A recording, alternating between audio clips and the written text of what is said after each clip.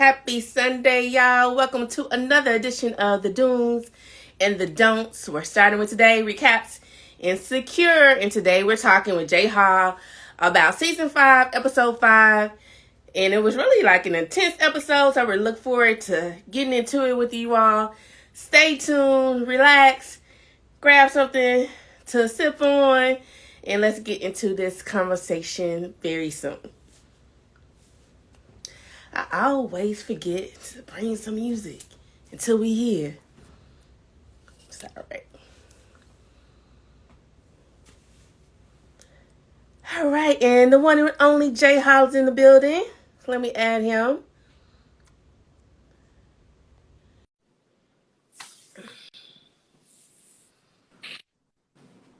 Yo. Hey, Jay. Yo.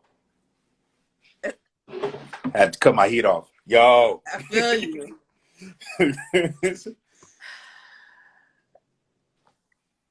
I'll let you start. I don't even know where to start. It was an intense episode. It was a lot happening.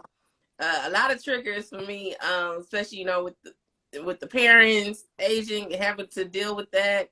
But yeah, let me know. Let you kick us off tonight. Okay. I'll first of all, I'm gonna show you how committed I am to evolving.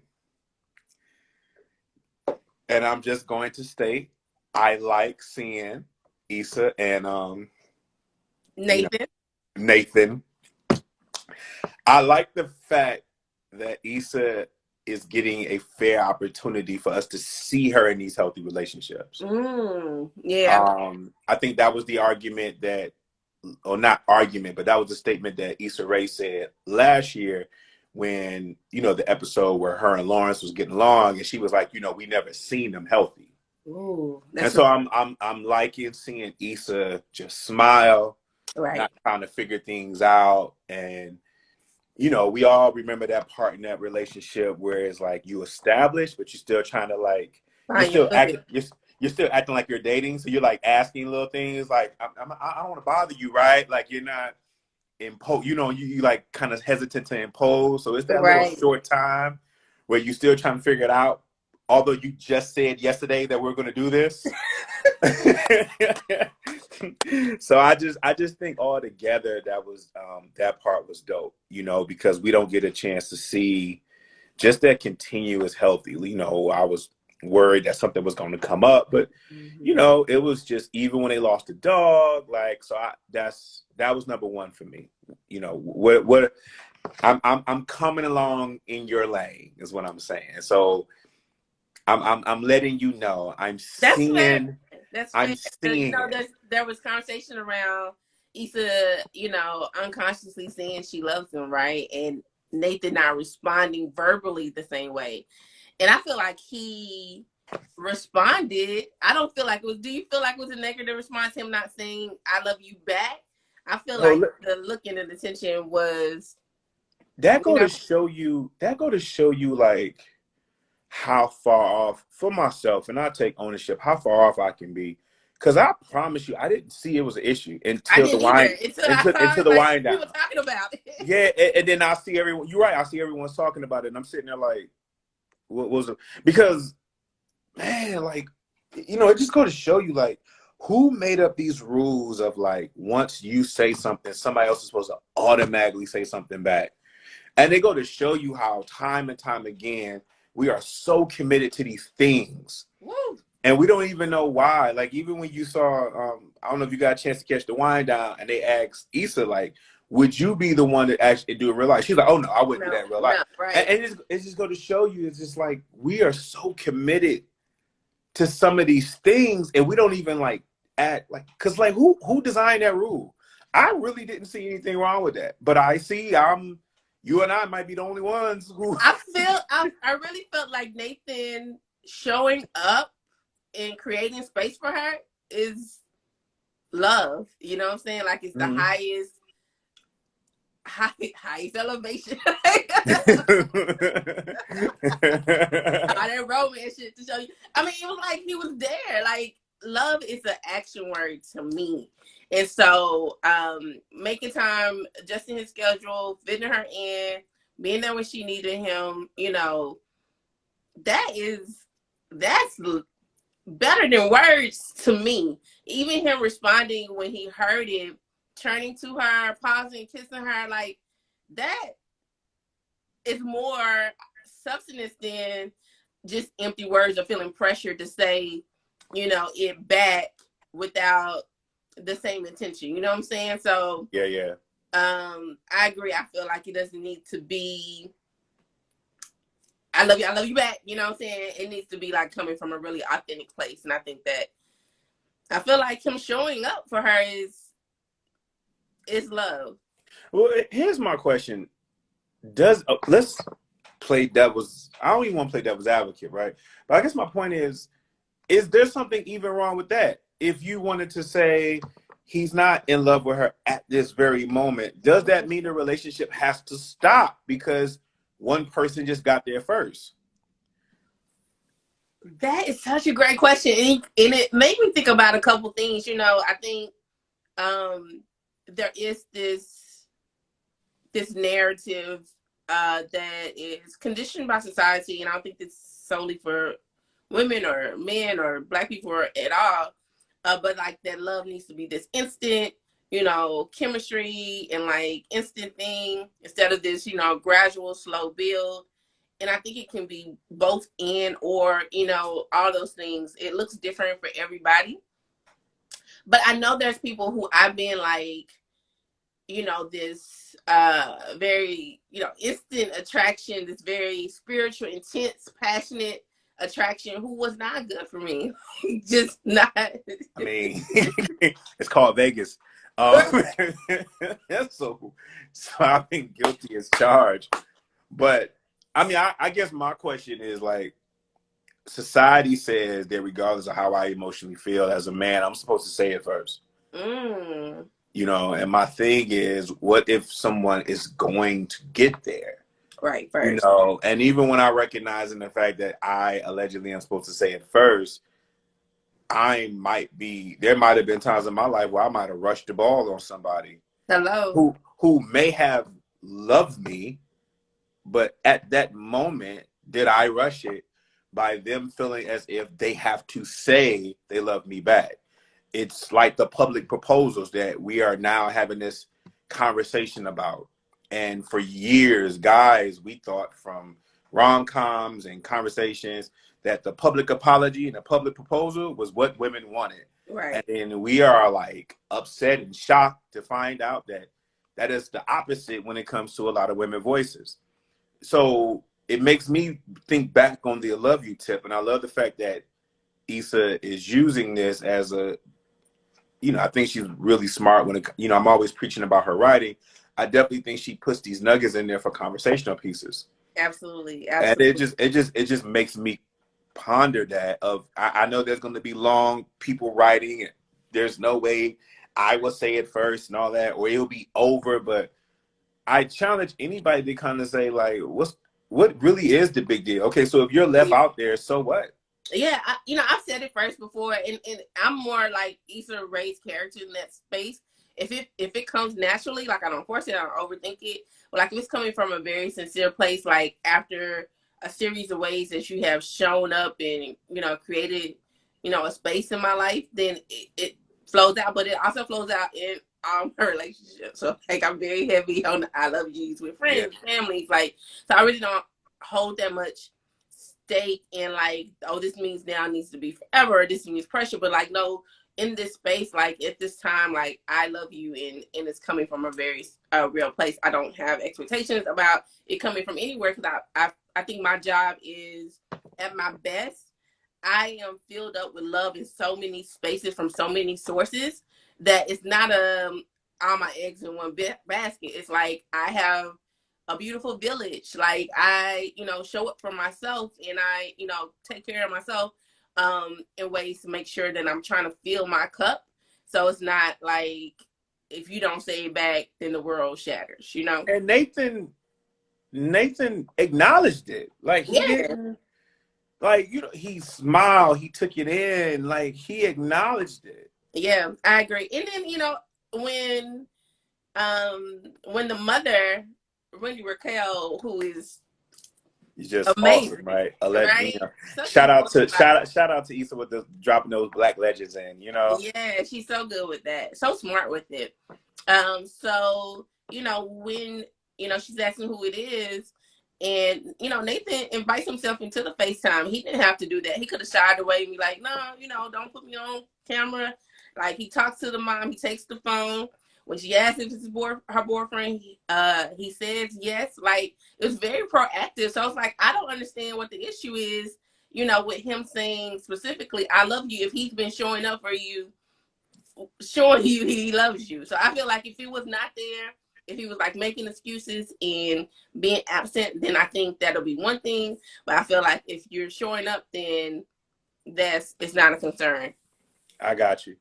So you want to do the heavy now? You want to end with the heavy? You tell me. You want me to Yeah, I kick guess off? we can dig into that because I was so. Let's do a sandwich. Let's do the heavy, and then because we can. So you want me to start off? You can start off. Okay. Did you put the title up? Are people up on the title? Oh no, they don't know. I'm sorry. Oh no, it's fine. I'll kick off while we. First of all, Molly, Molly riding a dude's face. I'm not gonna lie. I thought about you.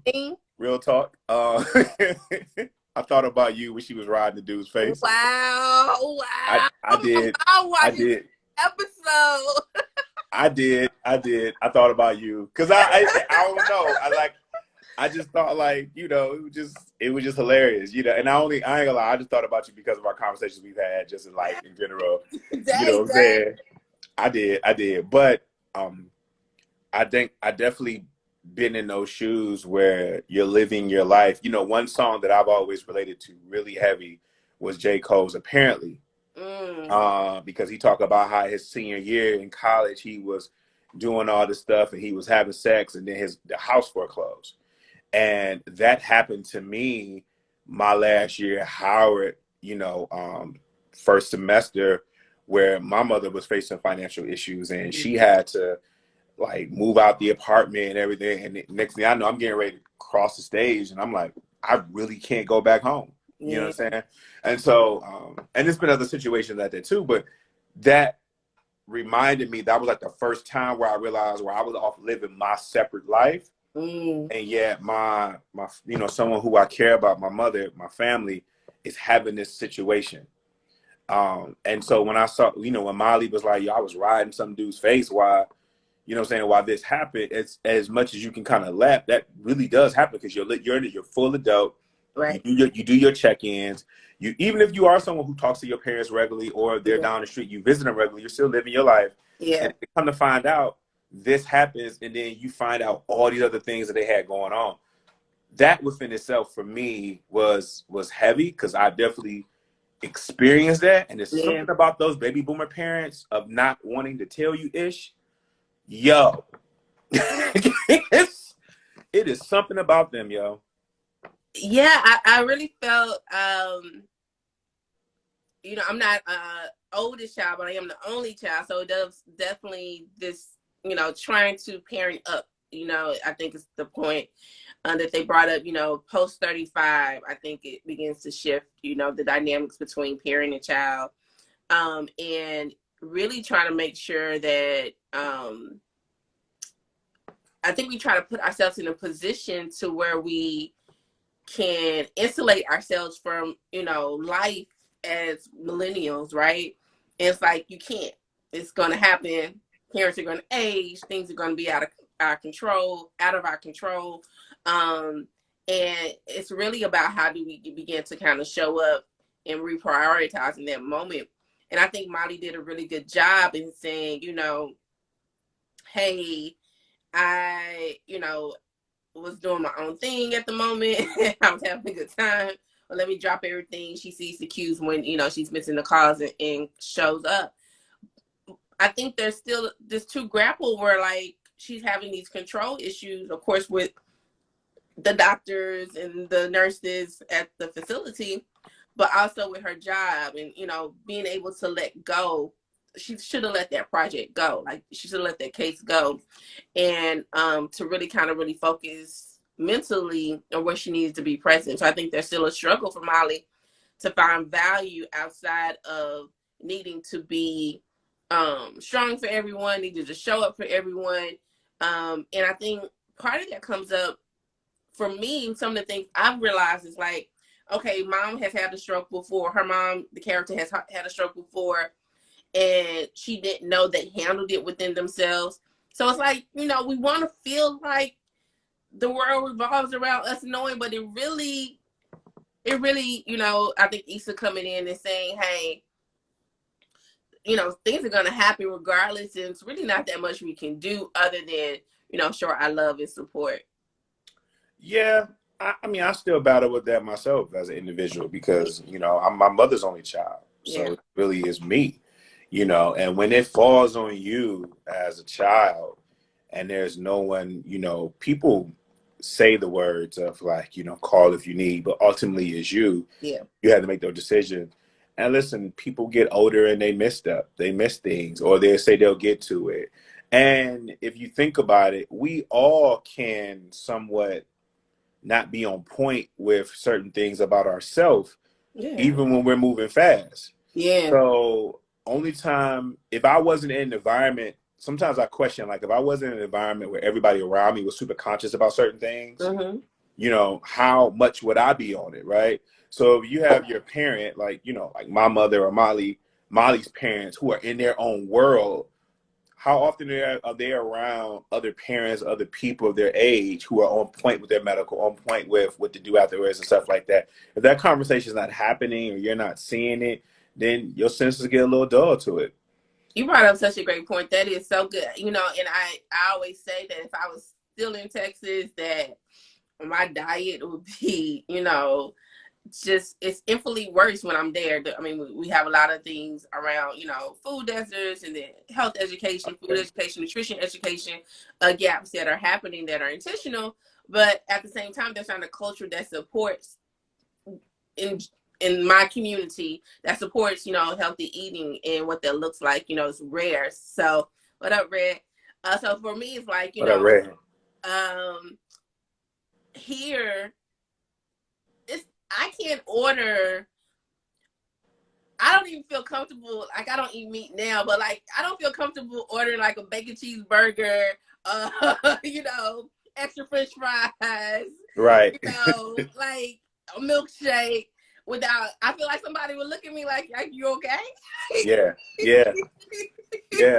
I mean, I kind of related to when COVID first kicked off, and I was saying like, listen, in DC, I'm a runner, and when I was going outside to run, people damn near running across the street to avoid me, and I was running across the street to avoid them. And we were very hypersensitive and wearing triple mask and all that. And then you go down south, and it was just like, yeah, what's the big deal? You know what I'm saying? So it was like no mask, no mask, no nothing, right? Or the fact that I don't know someone in the DMV area, DC area, that doesn't have a gym membership. Like I truly don't know. Now whether you go to it or not, that's on you. But everybody I know has some sort of physical fitness like membership, right? That's true. I go back home. Yeah, I go back home. Ain't nobody got no physical. Ain't nobody got no gym membership. You know what I'm saying? Like they just chilling. You know what I mean? And so you don't necessarily think about that. And I think it was important because what Molly showed that even if you got siblings, I've seen families that have siblings and all the siblings keep thinking that this person got it and that person got it. Ooh, and then when a crisis happened, everyone's kind of like, everyone's so in their head and their feelings about their relationship with their parent that nobody knows what to do because everyone kept thinking that the other person had it. Yeah. And we don't often have conversations, emergency conversations enough with our loved ones. And although that's a tough conversation to have, it is needed. And you need to, and honestly, you need to have it more than once. Like I actually sit down with my mother and we have it more than once. And it is tough every single time, but I have to go through everything like, yo, where's your stuff at? What do I call? What's the name of your life insurance? Right. Like I have to do those things every time we're around because if something happens, what I'm going to do then? Right. Or if it's a crisis, what you going to do then? And I think that was Molly's situation was a good example of that. I think that was so great they talk about estate planning. Our last Shape Up in person was right after Kobe Bryant was tragically killed. and we talked about grief, but we brought in an estate planner to talk about what needs to happen in a will, what needs to happen in a, I'm forgetting the word right now, but the person who takes over your property if you're not able to. So those kind of things are so important in our community. Everything doesn't have to be like a $5,000, plan. Some things just write it down. Like one thing that has happened this year for me, because our family has experienced so much unexpected loss this year, that I began creating like a Google Drive with like all my finances, like what's happening, what cars are out, what's there, which has been really just a light on my end. I've created folders for my parents, so I think my mom is she's more organized, but her stuff is in file cabinet. So, but some stuff she knows where it is. So my thing is like, how can we get this stuff digitized and searchable, so we can find it. And then my dad has a harder time with the conversation. So in general. So, but my mom is open to like, we need to have these conversations. So I begin to like write out things that are my wish list, you know what I'm saying? My last wishes. And just kind of making sure that nobody's like completely in the dark about where to call. So all the financial institutions that I have credit with, it's just listed, so at least you know, okay, I'm calling XY Bank to see what, how I can get into it. I think even that, just having a starting point is really good. And so, as you said, like we started that the last time I was home, I hope to continue and make significant progress when I go home for the holidays, because it's so important. And then mentally, I think one of the things we don't think about is once you have that information known, it takes so much stress off. Like I started feeling so much relief, like just at the point that I was like, okay, I feel like some weight. It takes some weight off of the conversations, and like knowing that something happened, like people can figure it out.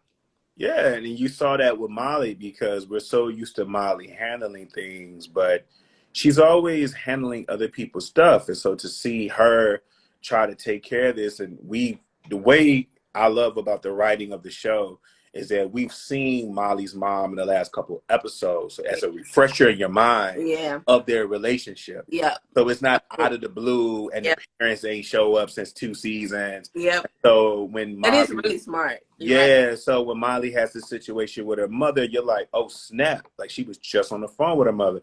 And I think there's something to that when you're sitting there, which some of us have experienced, when you're sitting there in that hospital bed and you're like, man, my parent, you can't help it, but you already like, yo, my parent is never going to see me do this. They haven't seen this from me yet. And even though it is your life as an adult, it shows how much we still look forward to try to do certain things for our parents. Right. And he says that, for me, I thought to myself, like, man, that go to show you, no matter how far removed, because I know personally, I've never been one to kind of do things to please my parents. Right. But even it's something about when that health scare comes, you're like, yo, they didn't get a chance to see that. They didn't get a chance to see this and this and this. And it's almost like whatever pleasure you was experiencing when she was riding that dude's face, it's out of here. It's almost like it's gone. Like it is. You don't even know how it felt no more. Yeah. Yeah. That's how real life is. It really is. And I think it was, I think they're kind of sandwiching like this, the heavy and the light conversations, of course. And this was a very necessary ring the alarm for Black people. I think it was a very much a call to action episode. And I love that. I love that for Issa. I love that for Insecure in the writing. That if you're gonna like, let's talk about it. Let's get this conversation going. There is a great resource that one of my favorite IG, if people need help getting started, one of my favorite IG personalities' name is Carmion Hamilton, and she recently tragically lost her husband due to a motorcycle accident.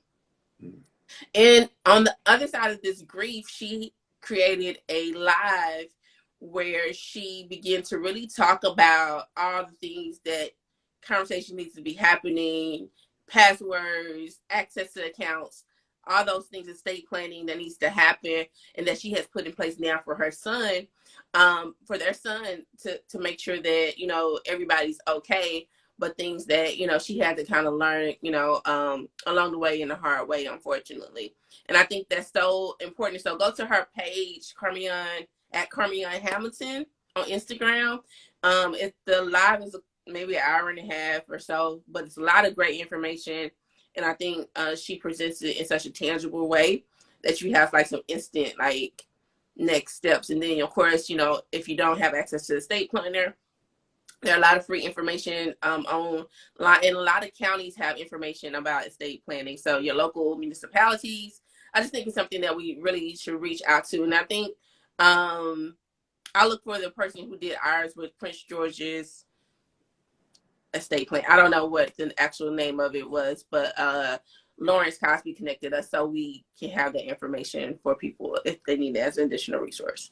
Yeah, you need that, and you know, I think Insecure always. And thank you for saying that, and thank you for the information, because I'm going to hit you up later about that, because you know where I'm going later. So, but I do think you can make an argument damn near every Insecure episode about a call to Black people, but definitely when it comes to estate, we don't have that conversation. Like a lot of times, we born broke, we die broke, and we just think that's just what it is. But we don't even have a conversation about finances of what you do if something happens to you, or if you just get sick, you just get ill, or help, what to do emotionally. Who do I contact, Mom? Oof. I didn't know you still talk to that cousin down south. Right. You know what I mean? Right. Like that, you know, I don't talk to those cousins, Mom. That's I didn't know you talk to them. You know, who do I call? You know, especially to like they got in live and Facebook. Like, that is like what's going on? You know, so I definitely think that and so I have to bring it to this point. Woo. And shout out to Issa, because she is just, you know, on the side note, I don't think too many people know this, but Issa was one of my inspirations when I lived in Indiana, when I was watching Awkward Black Girl. So when I keep referring to her writing, I mean that with a passion. Like, I am a fanboy for Issa Rae. That nugget at the end of her seeing Lawrence and Condola. Now, we saw the episode before last of Lawrence and Condola trying to figure out. Right. Issa, in that visual, is seeing a polished version. Woo! Right? What was your feelings when you saw that for her? Like, you see that and you see them like, it just in routine. Up, right? Like, Lawrence is like, here's such and such. Like, what do you think that says for Issa? I don't know what it says for Issa, but I think, again, you talk about her writing, and I'm the same. I remember watching Awkward Black Girl while I was working at a dead-end job, and me too. It was, you know, it was really the way, not the nonprofit part, but the way she created a lane. I was applying for jobs in the nonprofit sector in DC, and I couldn't get a job. Like, I tried everything, and it just wasn't happening. So like, I'll just start my own. That's the way she did it. She started her own you know, web series to like launch. It's like, I can't do that. In my, you know, in the things that I'm passionate about. So I really, you know, commend her. And I think so much too, it was so much in like 30 seconds, right? Just it was such great directing. Shout out to Kerry Washington. Kerry Washington, another legend. Directing this episode.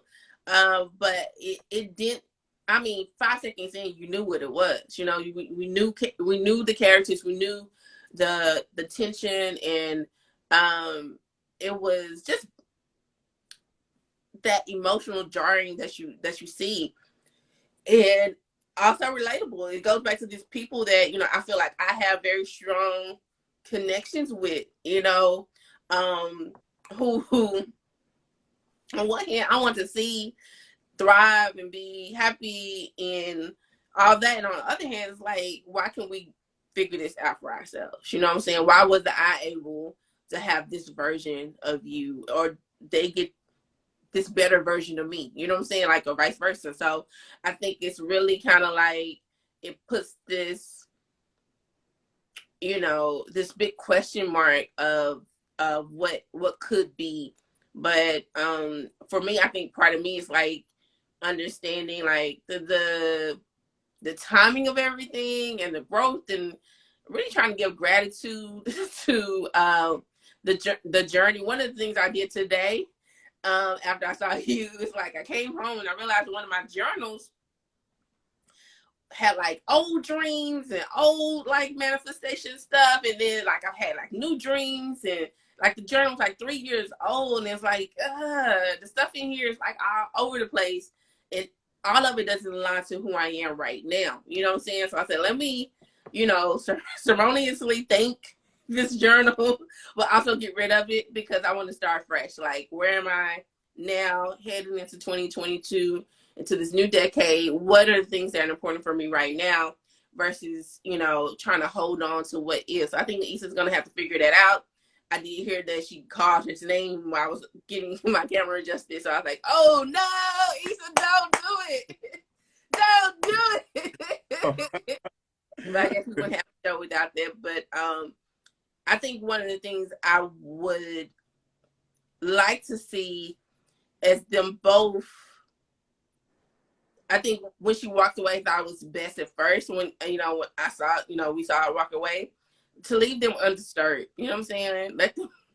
Let them figure it out. Let them heal. Let them move forward. Let them go in peace without necessarily needing to, poke and prod all the time. Yeah. One thing I like to say is that episode of Condola and Lawrence is going to be the memory. Is going to be that episode in so many people's memories for years and years to come.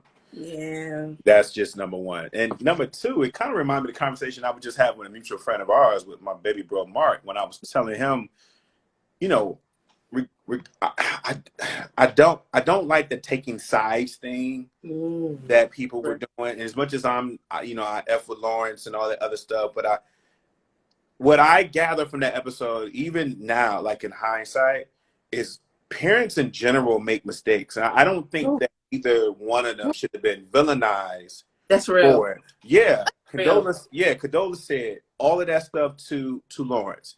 And she has gotten what she originally had asked for. But it is okay to get what you asked for and be like, yo, this is bigger than this ain't it.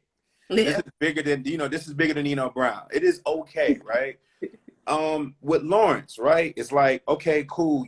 This is what she wanted and everything like that. You messed up. You tried. You could have got on that plane. This and this and this. But it doesn't make them bad people, right? And I keep feeling like people keep feeling like like when they would take the sides, they mean like see, and that person's the bad person. Mm-hmm. And for me, when I saw them in that hallway, I'm like, this is what happens when people have grace, time, and patience. Woo, because you get an opportunity to do it again. Listen, if you had parents who were 80s parents, my parents put me in the front seat when I left the hospital. You know what I'm saying? Like, vroom in the front seat. Like, he'll be fine. And we were alive, at least in the South, where like, wearing a seatbelt was a suggestion, At best. At best. So it wasn't, this, absolute mandatory thing that we see now. It wasn't. So I think, but at the time, people are doing the best that they could. And I think what you said is like, hey, not taking sides. Everybody is showing up the best way they know how, but then, okay, pause. Let's reset. What are our expectations now? How can we move forward in the interest of not only the baby, but Condola matters, Lawrence matters. Like, they need to still have full identities outside of, parenting. I think sometimes. Yeah, and your act, it doesn't make you a bad person. It just doesn't. And so, what I didn't like, even though I was feeling for Lawrence and how he did, and I was feeling for Condola, but what I didn't like was this audience of people that just wanted to just villainize both of them. Like, that's not what happens. Like, listen, our parents made mistakes. When you came into awareness at 7 to 8, they were getting their groove. That's real. At that point. Especially first-time parents. They were getting their groove at that point. And they still made mistakes later on. It was just less and less in between. And so I wasn't, when I saw that scene, even though I'm not ignoring Issa, I'm gonna get to that. But for me, that's what that scene spoke, is when you give someone time, patience, and grace, they can figure it out, and it's okay for them to figure it out. Now, for Issa to see that, again, I keep going back. You know, it reminded me of that Amy Winehouse song, "You Sent Me Flying," because the lyrics. yeah, it's like you sent me flying. Like it's because it's kind of like it's like when you kick me to the curb. Because Issa keeps saying, ultimately, this is what happened when I threw Lawrence out to the wind. Like yes, and you've been right to do it. Okay, we can talk about first season, how you felt, and we can even talk about how you felt a couple episodes ago. You just said you couldn't do it, but ultimately, this is the results of your decisions. Absolutely. So when you seeing that, you're like, I think with Issa, her challenge is her decision making when it comes to Lawrence keeps coming back like a boomerang. Like she can't throw him far enough before she gets hit back. Like even in between when they were broken up, she found out he was messing with the bank teller. Yeah. You know, like she keeps finding out whenever she lets Lawrence go, and I think that makes it hard for her to move on.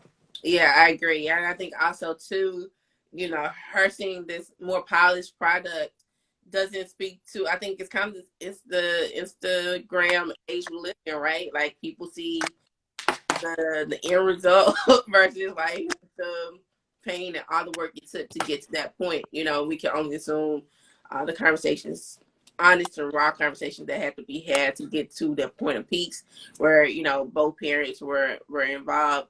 But I think also too, like investing in everything that she sees with Lawrence is possible in her own life. She has all the ingredients that she needs, you know what I'm saying? If she wants to invest in that, but I don't know. So I'm interested to see what this disruption caused, but I wish you would have kept walking. But that represents the argument I've heard a lot of our friends and friends of beyond friends say is, you know, I put all this work into this man, and then the next person he gets with, blah, blah, blah. Listen, that ain't my fault. All right. Listen, you sent me to therapy. I said in these sessions, I like therapy later on. I stuck with it. I worked on myself. Right. Someone else after me is benefiting from this new me. I'm sorry. Thank you. You know what I'm saying? I wouldn't have been on this journey without you. But that ain't on me that all of a sudden now the job that I've been going for or me trying to be this writer, like it's starting to get a bite. No, like right. I can travel now. Like that's right.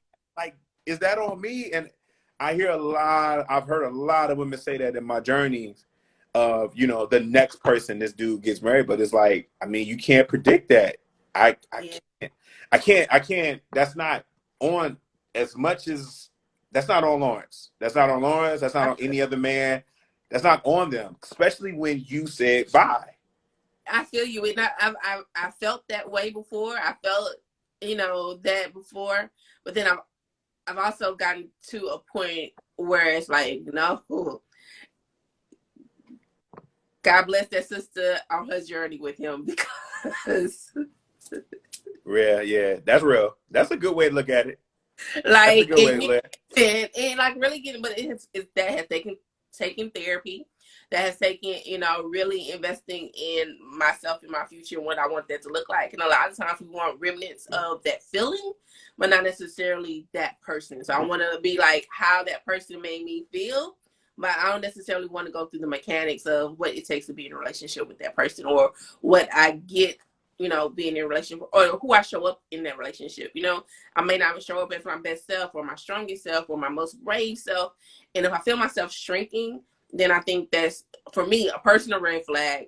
And a lot of times when you go back to a relationship, all those things that were, you know, those dynamics, it's really hard to kind of reprogram that if there's not a lot of, you know, very much intention to create in a new space. So, yeah, look at that growth. Look at that growth. Look at that growth. Look at that growth. Yeah, I mean, you right. You know, and it happens for us as dudes too. We're not vocal about it enough.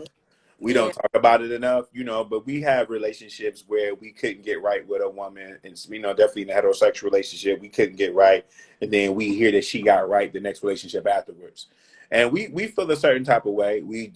It becomes that vulnerability thing of being able to admit that you still feel a certain type of way. But like you said, I just got to give you the moi, Right. and God bless you on that journey, because whatever you wasn't able to do with me and you're able to do with this individual. Hello. At first, it may feel, realistically for myself, it might feel a little bit uncomfortable, but ultimately, I think about the relationship as a whole, and I'm like, if you're not reacting to him like the way you reacted to me, then God bless you. Because unfortunately, even if I was to get with you right now, you probably would go back to those old instincts with me.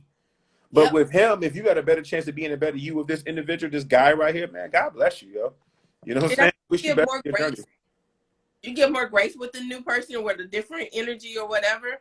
So like you do one thing wrong, it'll bring up all the stuff that from 10 years ago. You remember that time? Like, Yeah. it's not even that issue. So I think grace is really important. And it kind of reminded me, that scene kind of reminded me like Homecoming, like It's a whole homecoming. Yeah, it's a whole homecoming. It is. It is. where It you go really down to is. see, some people that you've been involved with or been in a relationship with, and you both may be in different spaces, and that's okay. I think that is okay. Like, it's It okay. is. It is. It's just that it's a shame for Issa that as big as California is, she cannot throw Lawrence far enough where he comes back smack in her face. Yeah. Yeah, it's just unfortunate for her. Like, she can't move on. And I think one of the things that kind of brings up is like just the off guardness of it. You know what I'm saying? I think for me, Homecoming, like I'm kind of already on guard. Like, Yeah. some situation. But if you're just like, oh, I'm in the hospital for helping my friend, and I'm not emotionally guarded to prepared for this encounter, then it can really kind of catch you off guard. Especially if it happens multiple times. True. It happened multiple times with Very. Issa, and then when it comes to Lawrence, like it happens ultimate, what I'm saying. But one thing that you brought up, I want to give you credit for too, and we don't know what their relationship is right now, but I'm going to say it now before we see anything further, is that even I forgot that, once upon a time, Lawrence was really into Condola. And I think everybody kind of forgot that. Yep. That Condola was the one who ended the relationship at a certain point, and he was into her. Like, that wasn't no jump off from him. Like, he was moving on with this woman that he was totally into, so much so that he didn't mind her being friends with Issa. Yep. And so to see him treat her kind, did not be so alien for any of us. Absolutely. And like you said, she wasn't a rebound girl. Like, he had rebound women. He had his rebounds. Had a whole season of rebound. He did. And then when he found someone that he connected with, he was very intentional about making that space for her. You're right. And I think Lawrence is at his core, wants to do the right thing and wants to show up in the right way. And I think, he's finding his footing like every character on the show is. That's true. Like, Molly is finding her footing with not knowing how to not be in control. Mm-hmm. What she can control, what she cannot. Right. Finding his footing when it comes to, responsibility and being more intentional instead of being so passive aggressive. Yeah. And Issa is all of the above. As always. As always. Yep. All right. This was great. Anything else before we close out?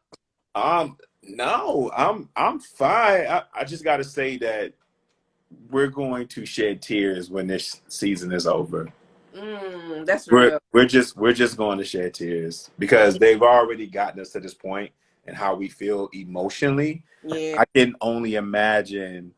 And on a side note, is it just me before we go? But every episode feels like an episode within itself. Like, it doesn't feel like a continuation. Do you understand what I mean? Like, it's almost like it's been a cap on every episode. It's almost like they're preparing us to say goodbye. Yeah. Because every episode is like an episode within itself. But I mean, that's just me. I can be overthinking, overreaching. I just kind of wanted to throw that out there. It seemed like the next episode, I don't know. I guess I think so far, I think you're right. Like, it's been very isolated themes, isolated stories. I think what we saw for what I heard for the next episode, it seemed like it was continuation, but we'll see how that goes. But I do kind of like that though. Like a full story within So yeah. Don't build me up, and then when you drop the ball, I'm gonna be upset. Like I kind of like these wrap ups and these isolated issues, like you said. So I'm cool with it. I would just wanted to say that out loud, but no, I don't have anything else, and I'm gonna miss this show, but I'm gonna enjoy it. I'm gonna take my time. I'm gonna savor it every episode. Savor it. It's such a reprieve though, going into the week.